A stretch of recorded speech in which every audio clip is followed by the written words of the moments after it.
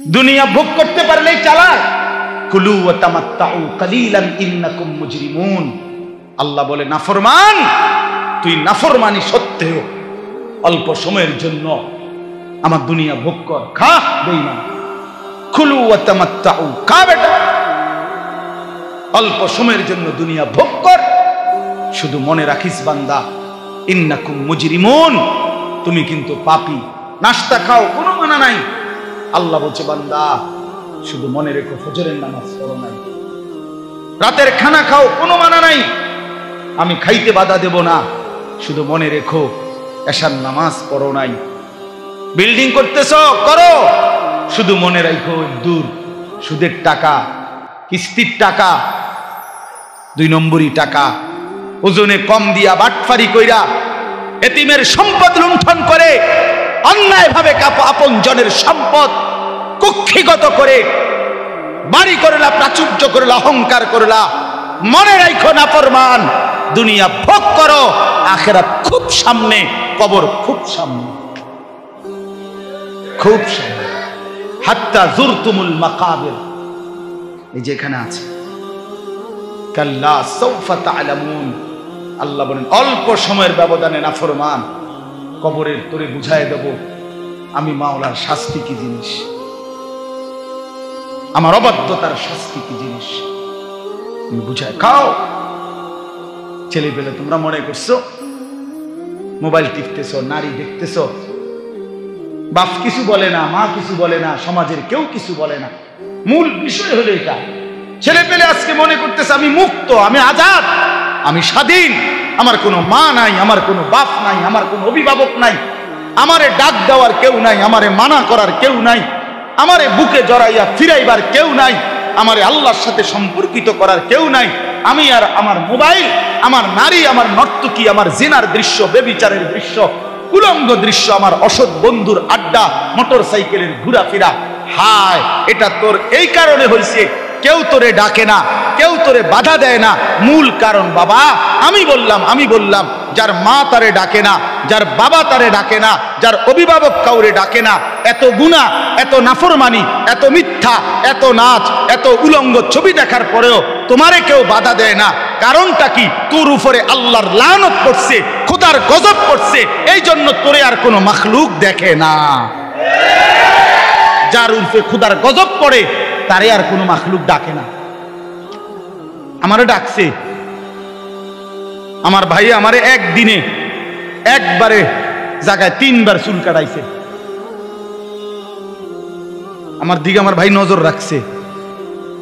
আমি একবারে শুধু 19-20 হয়েছে চুলে, 3 বার চুল কাটাইছে। হ্যাঁ, আমি জীবনের প্রথম যখন চাকরি নিছি এই সোনাকান্দায়, প্রথম বেতন দিয়া এখান থেকে একটা টুপি কিনছিলাম, এরকম সাদার মধ্যে ছোট ছোট লাল লাল একটা ফুলের মতো, চারিদিকে 4টা ফুল আছিল, এই আর কিচ্ছু না, সাদা টুপি। আমার জীবনের বেতনের তখন টাকা পাইছিলাম। বাসায় গেছি বৃহস্পতিবার দিন, আব্বা দেখছে শুধু একটা নজর। আব্বা দেখে বলছে আমার মা রে, হেতের যে চাকরি হয়েছে বুঝুনি, হেতের যে বেতন হয়েছে এটা বুঝুনি তুমি? মায় কয় মানে? ওই টুপি দেখছো না, বোঝেন নাই? ওই যে টুপি দেখলা না, মানে ওই যে ফুলওয়ালা, এটা হারাম না, কথা বোঝেন নাই? রঙিন টুপি পরা কি হারাম? না, হারাম না, কিন্তু ওই বাবা তো জীবনে কোনোদিন কি করে নাই, সাদা টুপি ছাড়া পড়ে নাই, এই জন্য আব্বা এটা পছন্দ করে নাই। মা আমারে বলছে আলাদা, ফুত তোর আব্বা তোর টুপিটা পছন্দ করে নাই, এটার মধ্যে লাল লাল ফুল আইলো কেন? এই যে রেখে দিছি, আর কোনোদিন পড়িনি। বাবা নজর রাখছে, মা নজর রাখছে, বাপ বড় ভাই নজর রাখছে। বিনিময়ে আল্লাহ তাআলা কোরআনের সামান্য কিছু হলেও কোরআন তিলাওয়াত করার দৌলতটুকু দান করছে। কেন তোমারে ডাকে না? 365 দিনে তুমি কোনোদিন ফজরের নামাজ পড়ো না, অথচ তোমার নিয়ে কারো কোনো মাথা ব্যথা নাই। তুমি এত অভিশপ্ত হইলা কেমনে ভাই? তোমার উপরে এত বড় গজব কেমনে পড়লো? 30 বছর ধরে লোকটা মিছা কথা কয়, কেউ তারে কোনো দিন ফিরাইবার জন্য চায় না। আহা, তার এই পরিণতি হলো কেন? বলে দেখেন, ভেবে দেখেন। এই জন্য হাদিসের মধ্যে আছে, আল্লাহ তাআলা যখন কাউকে ভালোবাসে তো গোটা সৃষ্টি তাকে ভালোবাসে। আল্লাহর নজর থেকে যখন কেউ সরে যায়, গোটা মখলুক তাকে ঘৃণা করে, গোটা মখলুক তাকে ঘৃণা করে।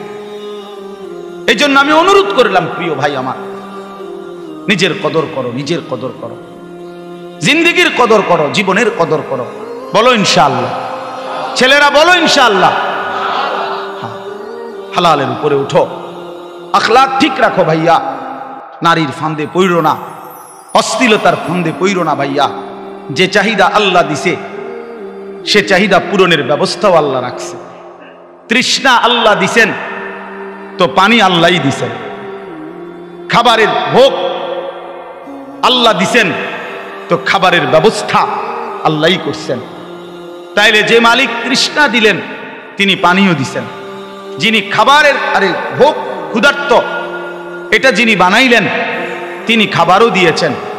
অতএব লজ্জাস্থানের চাহিদা, শাহওয়াত, যৌন চাহিদা এটা যিনি দিয়েছেন তিনি হালাল স্ত্রী, বৈধ স্ত্রীও সৃষ্টি করে রেখেছেন। মিলেই যাবে, একটু সময় পরে মিলেই যাবে। নিজের থেকে কুত্তার মতো না হওয়া, বেবিচারী কুকুরের মতো নারীর পিছনে যে ঘুরে, হারাম নারীর পিছনে, সে তার জিন্দেগি কুকুরের মতো, কুকুরের মতো পিছনে হাঁটে। তার কোনো হায়া নাই, লজ্জা নাই, আত্মমর্যাদা নাই, গায়রত নাই। একটা বেড়ই তৈয়া বেডির পিছনে জিন্দেগি শেষ করে দিছে। তুই কিসের বেড়ই বেড়া? তুই প্লাস্টিক বেড়া, তুই কিসের বেড়ই বেড়া? আকামলা কোথাকার, জিন্দেগি পুরাটা বেডির কাছে তুলে দিছে। সারাদিন নারী, সারাদিন ছবি, সারাদিন নারী নিয়ে কল্পনা। এটা কি ধরনের জিন্দেগি? এই অপদার্থ তো মরে যাওয়া ভালো। হয়তো মনের আবেগে বলেই ফেলছে যে আজকে আর যুদ্ধ কি করি, আমরা তো এমনি 12,000, ওরা নাকি 4,000, এগুলো তো এমনি উড়ে যাবে। আল্লাহ তাআলা এই সামান্য কথাটাও পছন্দ করেন। আল্লাহর উপরে ভরসা ছাইরা তো তোমরা নিজেদের সংখ্যার উপরে ভরসা করি। তখন যুদ্ধের ময়দানে ঢুকছে, আরে প্রথমে 4,000 কাফেরদের এমন তীব্র আক্রমণ করছে মুসলমানদের উপরে, একেবারে 12,000 সাহাবী অল্প সময়ের মধ্যে যুদ্ধের ময়দান ছেড়ে গেছে।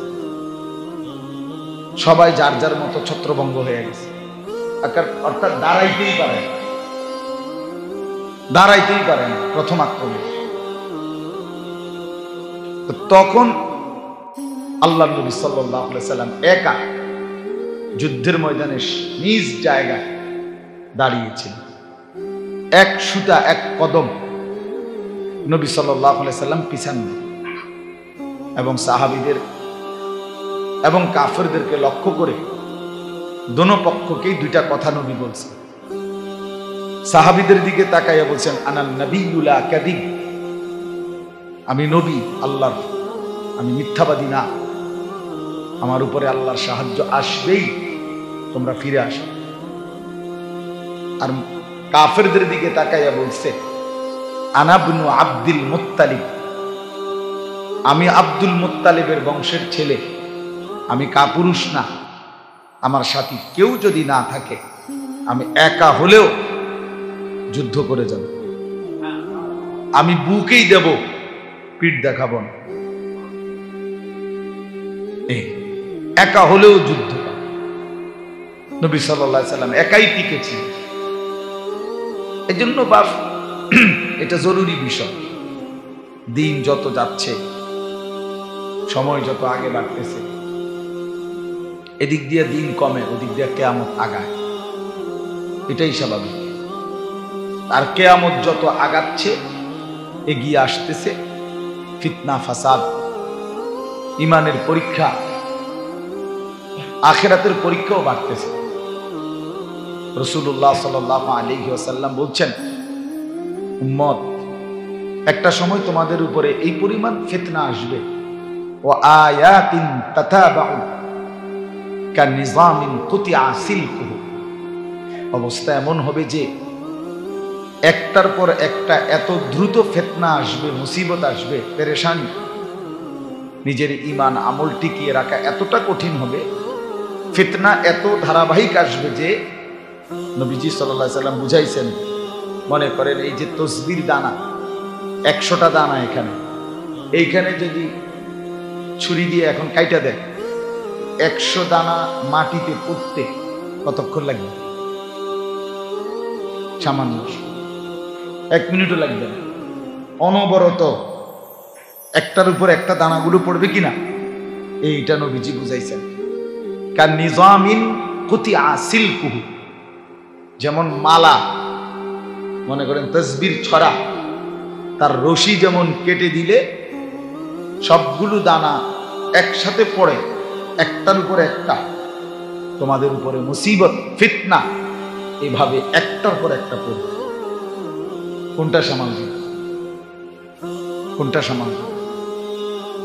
এরকমটা হাদিসের মধ্যে আছে, রাসূলুল্লাহ সাল্লাল্লাহু আলাইহি সাল্লাম একদিন মদিনার একটু উঁচু জায়গায় উঠে, এটা টিলার মতো একটু উঁচু জায়গায় উঠে মদিনার সব ঘরবাড়ির দিকে তাকাইছেন। তাকাইয়া নবীজি সাহাবীদেরকে বলতেছেন, সাথে যারা আছে, ইন্নী লা আরাল ফিতানা কামাওয়াকিল কাতরি খিলালা বুয়ুতিকুম, আমি দেখতেছি তোমাদের প্রতিটা ঘরগুলোতে বৃষ্টির ফোঁটার মতো ফিতনা পড়তেছে, বৃষ্টির ফোঁটার মতো। প্রিয় ভাই, ভেবে দেখেন বৃষ্টির ফোঁটা কেমন, এক ফোঁটা পড়ার 1 মিনিট পরে আরেক ফোঁটা পড়ে, বুঝেননি বৃষ্টির ফোঁটা কেমনে পড়ে? অনবরত কিনা? অনবরত, ধারাবাহিক, অনবরত। এইভাবে নবীজি বলছেন ফিতনা অনবরত আসবে বৃষ্টির ফোঁটার মতো। রাসূলুল্লাহ সাল্লাল্লাহু আলাইহি সাল্লাম হাদিসে স্পষ্ট, আমি নিজে পড়ছি, নবী সাল্লাল্লাহু আলাইহি সাল্লাম বলছেন, দাজ্জাল যখন বের হবে তো বিভিন্নখানে মানুষের মধ্যে ব্যাপক কানাঘুষা চলবে, তো কিছু কিছু ভুয়া খবর আসবে যে অমুকখানে দাজ্জালকে দেখা গেছে, অমুকখানে। রাসূলুল্লাহ সাল্লাল্লাহু আলাইহি সাল্লাম বলছে, উম্মত সাবধান করলাম, এমন কোন সংবাদ শুই না দাজ্জালকে একটু দেখার জন্য বলে আমি দেখতে এলাম। রাসূলুল্লাহ সাল্লাল্লাহু আলাইহি সাল্লাম বলছে, সাবধান, দেখবার জন্য উকি দিয়া, এক নজর দেখার জন্য তুমি যাইও না, গেলে তুমিও ফিতনায় আক্রান্ত হয়ে ঈমান হারায় ফেলবে, ঈমান হারায় ফেলবে। আমরা অনেক সময় আওয়াজ উঠলে দৌড় মারি, কি হইছে, এমন না যাও, দাজ্জাল আসছে, দাজ্জাল আসছে, এ কথা শুনে দৌড় দিও না। রাসূলুল্লাহ সাল্লাল্লাহু আলাইহি ওয়াসাল্লাম বলছেন, এই জন্য বাপ শুরুর কথা হলো এটাই, দিন যত বাড়তেছে, জিন্দেগি যত সামনে যাচ্ছে, তো মুসিবত, পেরেশানি, অস্থিরতা বাড়তেছে।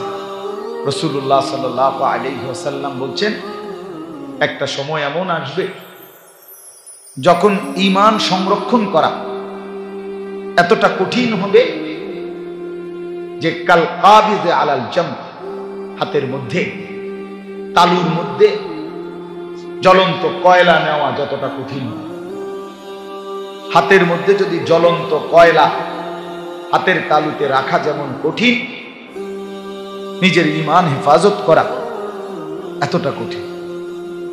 এরকম সময় হবে।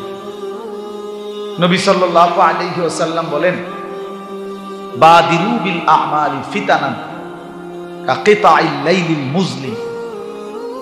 নবীজি সাল্লাল্লাহু আলাইহি ওয়াসাল্লাম বলেন, শুনো আমার উম্মত, সময় থাকতে ফিতনা অতিরিক্ত আসার আগে আগেই নেক আমলগুলো জলদি জলদি করে ফেলো, দ্রুত দ্রুত।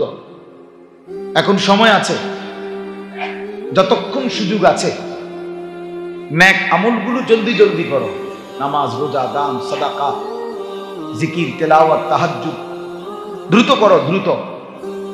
ফিতনা আসতে আসতে। ফিতনা কেমন আসবে?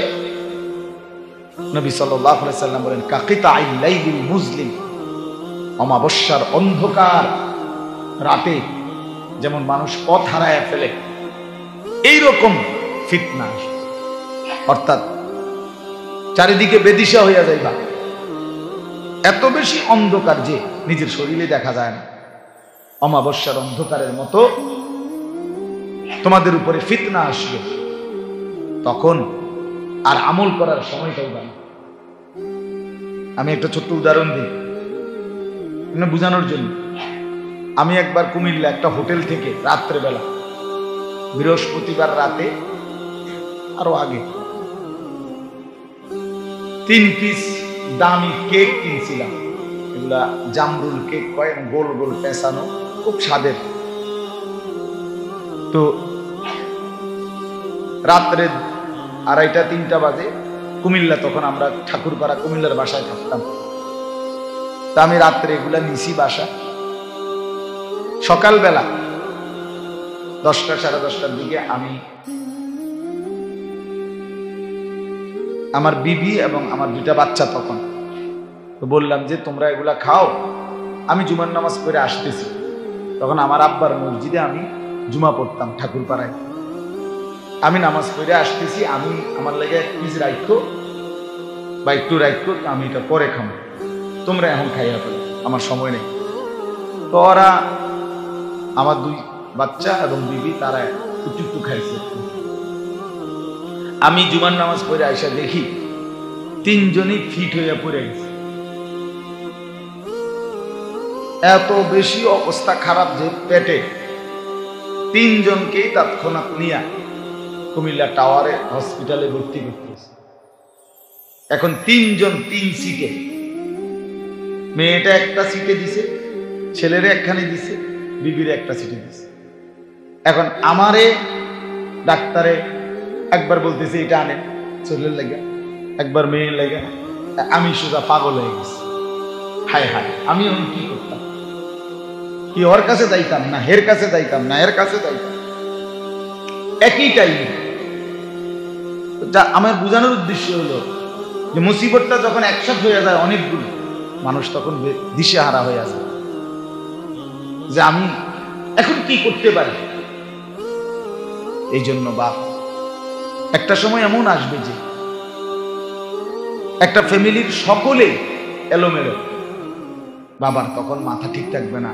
হায়, আমার ছেলেটাও এলোমেলো, মেয়েটাও এলোমেলো, ছেলের বউটাও এলোমেলো, মেয়ের জামাইটাও এলোমেলো, নাতি নাতনিগুলোও এলোমেলো, সবাই এক একজন এক এক মতো। আমার জিন্দিগির আর কি ঠিক করমু কাকে, বুঝামু কারে, মানা করমু কারে, ডাকমু কারে। এই জন্য আজকে কিন্তু আপনারা লক্ষ্য করে দেখেন, একজন মুসলমান তার ঘরের মানুষগুলোর প্রতি তার কোনো নিয়ন্ত্রণ নেই।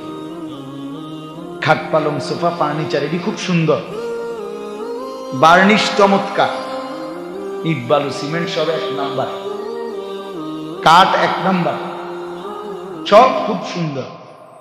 আপন সন্তান, আপন পরিবারের মানুষগুলোর উপরে, যে মানুষটা অভিভাবক, রোজগার করে, উপার্জন করে, এই বেচারার কোনো নিয়ন্ত্রণ নেই।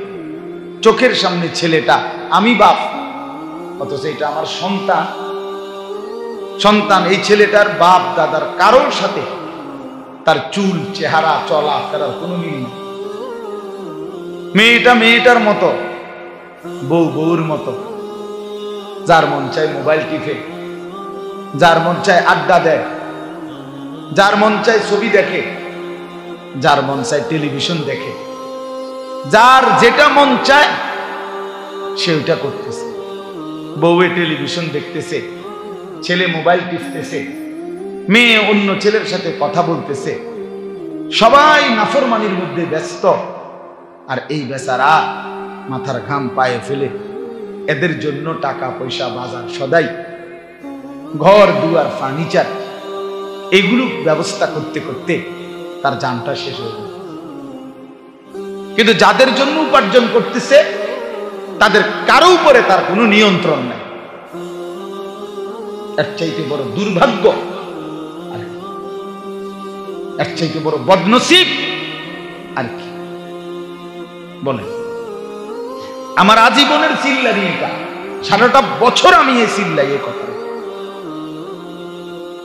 সারাটা বছর আমার এই একই চিল্লানি, একই আহাজারি করি যে কিরে বাপ, পুরাটা জীবন কষ্ট করে মাথার ঘাম পায়ে ফেলে এই টাকাগুলো রোজগার করতেছেন, এত কষ্ট করে এই ঘর সংসার সাজাইলেন, অথচ এই নাফরমান সন্তান খোদার 365 দিনে কোনদিন এমন সুন্দর তরতাজা ছেলে, 16 বছর 14 বছর, কোনদিন ফজরের নামাজ পড়ে না, খোদার একটা বছরে কতদিন এত বড় জানোয়ার মুসলমানের বাচ্চা হয় কেমনে?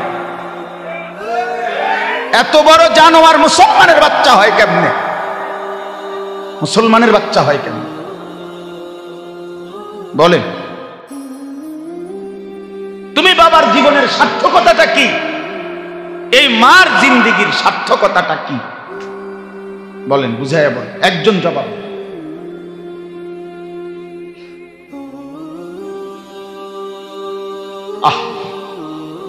খাট বানাইলেন 40,000 টাকা দিয়া, আর সেই খাটের মধ্যে শুইয়া সারা রাত ছেলে উলঙ্গ ছবি দেখে। সোফা বানাইলেন 70,000 টাকা খরচ কইরা, সেই সোফার বৈশা বউ বাচ্চা নাতি নাতনি সারাক্ষণ রঙিন টেলিভিশনে নাচ গান নাটক সিনেমা নর্তকীর ছবি দেখে। এই ছিল মুসলমানের জীবন? এটাই আপনার জীবনের সফলতা? এটাই জীবনের চাওয়া পাওয়া ছিল? এই জন্য প্রিয় ভাই, তোমাদেরকেও বলি ভাই, একই কথা ভাইয়া, এই ছেলে বাপ, বারান্দার ছেলেরা কথা বললে বাপ বাইরে হয়ে যাও। তোমার মতো 2-4 জন অপদার্থ বাইরে হয়ে গেলে তেমন সমস্যা হবে না, বাইরে হয়ে যাও ভাই। কথা যদি বাকি থাকে কারো, তুমি বাহিরে দিয়া বলো। এতটুকু দিমাগ যদি না হয় বেটা, মসজিদ এটা শিখবা কোন দিন দোস্ত?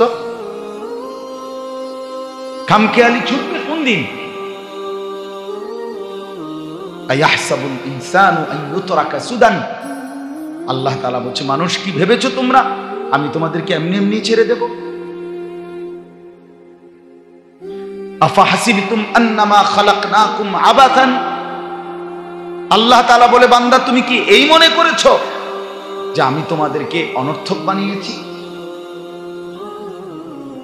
হাল আতা আলাল ইনসানি হিনুম মিনাদ দাহর লাম ইয়াকুন শাইআম মাযকুরা। আল্লাহ তাআলা বলে, বান্দা তুমি জানো না কত যুগ যুগ ধরে আমি আল্লাহ তোমাকে সৃষ্টি করেছি।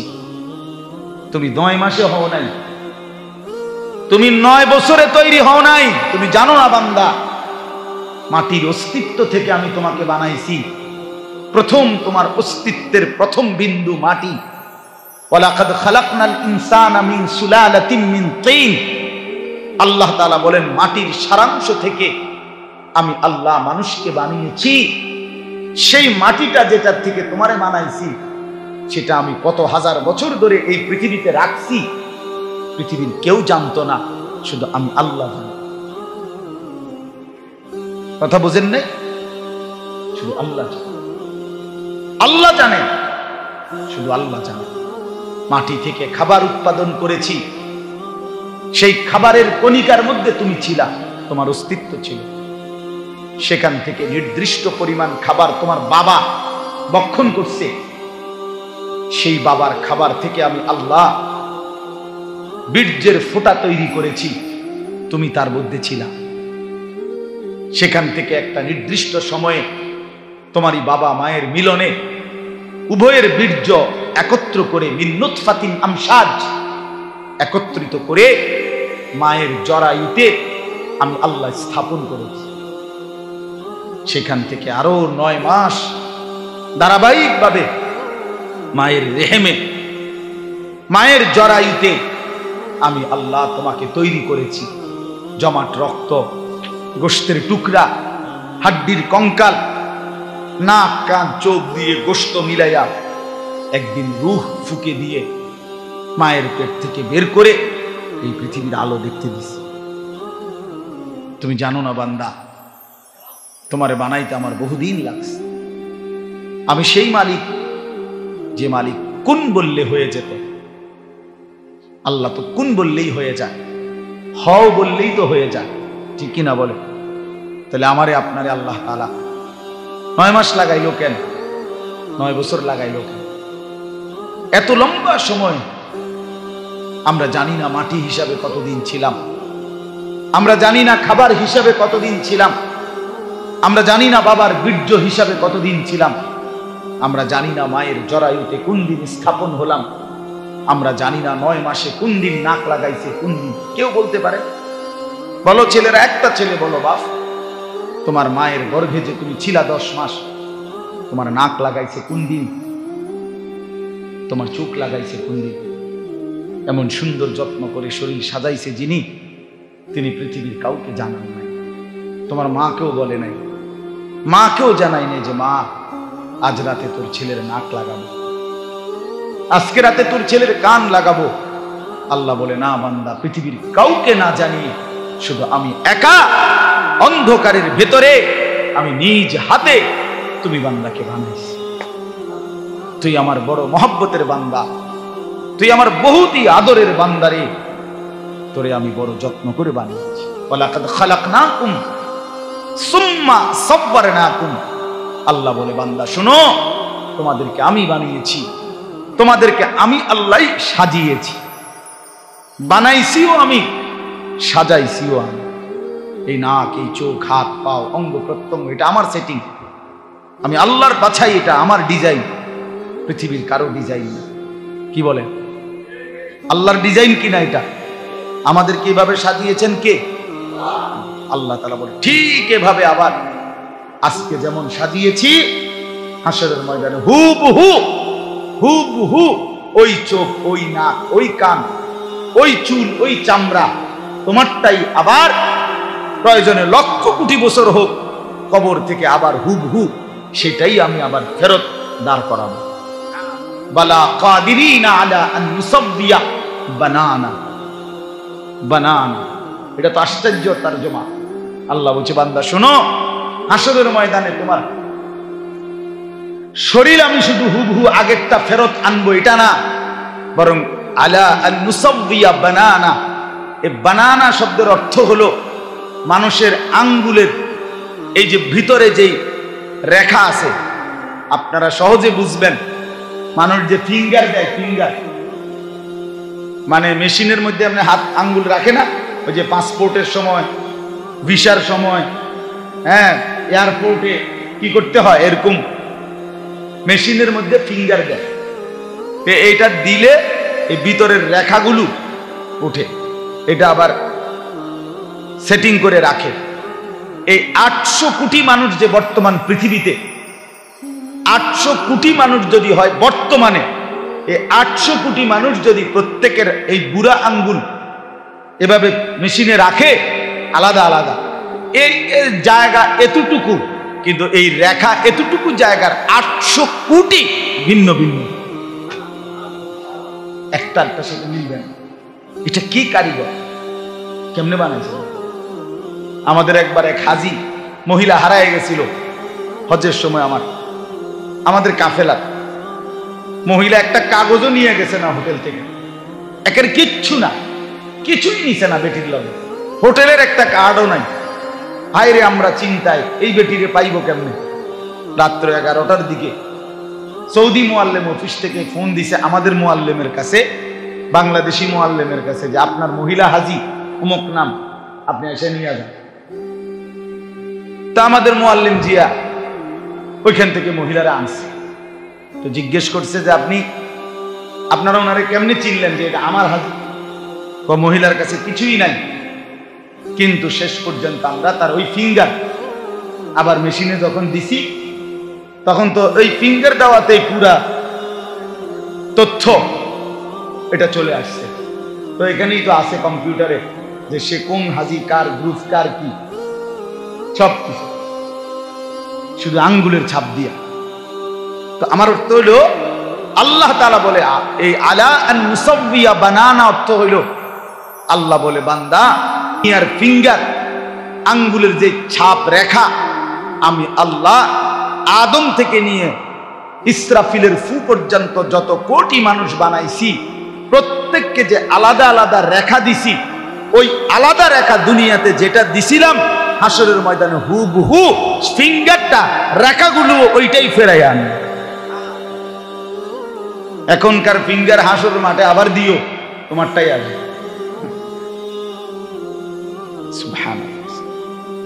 এজন্য বাপ আমার, বন্ধু আমার বলার উদ্দেশ্য ছিল এই কথাটাই বলা, নিজের জীবনের কদর করা, নিজের ভুলে না যাওয়া।